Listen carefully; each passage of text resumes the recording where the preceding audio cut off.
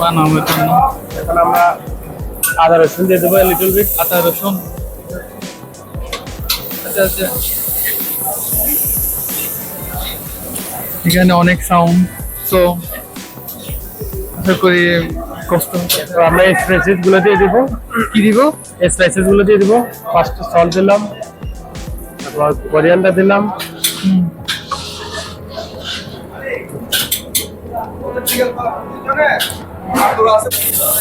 আচ্ছা আমরা কি কি দিয়েছি এখানে? আমরা এখানে দিয়েছি সল্ট, কোরিয়ান্ডার পাউডার, তারপর হচ্ছে যে টারমারিক পাউডার, জাস্ট এই এটুকুই। এটা কতক্ষণ আমাদের লাগতে হবে?